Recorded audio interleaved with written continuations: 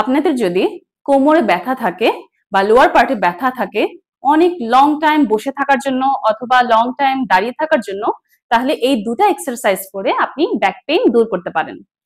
প্রথমত উল্টা হয়ে শুয়ে যাবেন। উল্টা হয়ে শুয়ে একটা পা সোজা থাকবে আর একটা পা এইভাবে দয়ের মতো বাঁকা থাকবে। বুকের নিচে হাতটা রেখে এভাবে উঠবেন। এই পজিশনটাকে কিছুক্ষণ হোল্ড করে থাকবেন। 1 2 3 4 5 6 7 8 9 10। আবার রিলিজ। আবার পজিশনটাকে রিপিট করলেন, পাটাকে এভাবেই দয়ের মধ্যে রেখে। একই জিনিস অপর পায়ের সাথেও করবেন। এই পাটাকে তখন সোজা রাখবেন আর এই পাটাকে দয়ের মতো করবেন, করে এভাবে উঠে পজিশনটাকে ধরে থাকবেন। এটা গেল 1 নম্বর ব্যায়াম। এটা 15 থেকে 20 বার করবেন। নেক্সট সোজা হয়ে শুয়ে পড়বেন।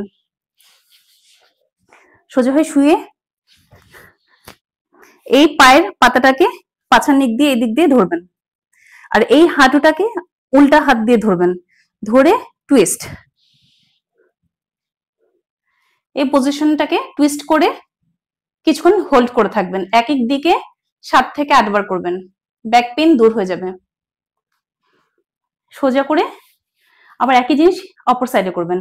এই পায়ের পাতাটাকে এই পাছার দিক দিয়ে ঢুকিয়ে এই দিক দিয়ে ধরে থাকবেন আর এই অপোজিট হাতটাকে এই হাঁটুটাকে ধরবেন, ধরে এই যে টুইস্ট। কোমর ব্যথার জন্য খুবই ভালো এটা। 7 দিন করে দেখেন, কোমর ব্যথা কমে যাবে।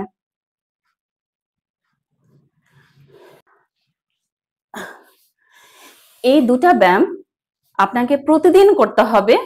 কমপক্ষে এক একটা ব্যায়াম আপনি 10 মিনিট করে করবেন, বা সাইড চেঞ্জে 15 বার আর এক সাইডে 15 বার, এভাবে করেও করতে পারেন।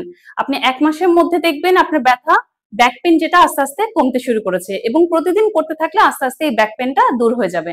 এমন আরো হেল্পফুল ভিডিও পাওয়ার জন্য আমার ফেসবুক পেজকে ফলো করুন ও ইউটিউব চ্যানেলকে সাবস্ক্রাইব করুন।